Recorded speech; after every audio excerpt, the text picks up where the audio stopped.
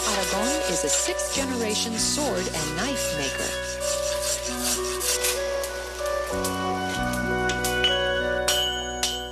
Although sword and knife making is a dying art, it's being kept alive here by Senor Aragon's 7 highly skilled and dedicated craftsmen. First, the knife is heated and pounded into shape. The handle is then cut and filed.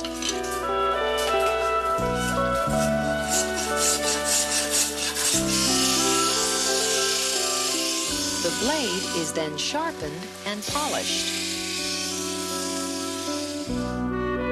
Finally, they are etched and dipped in acid.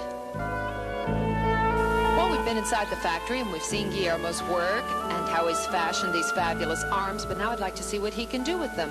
Guillermo, show us what you can do with this.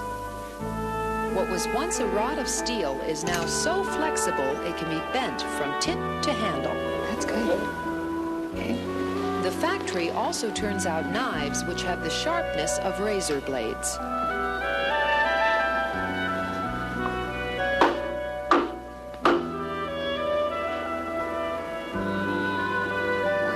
The machetes can duplicate that feat.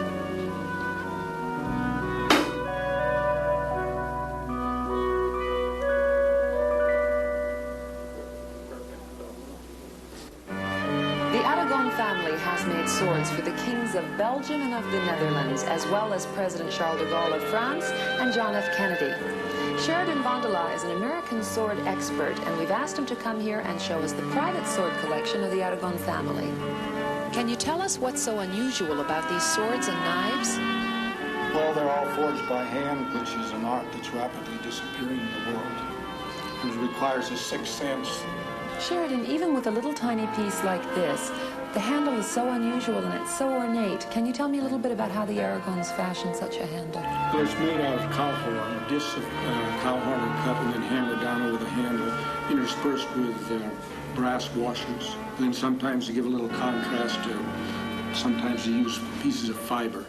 Do they ever use leather? Are there other Yes, things? they use leather. Many of the handles are made of leather discs and hammered down. That's fascinating.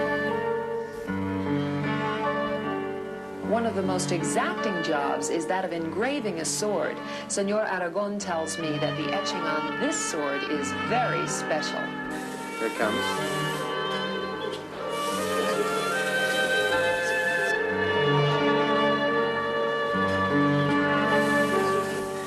How about that, Gary Stevenson? Another first. Our own engraved sword, because you asked for it.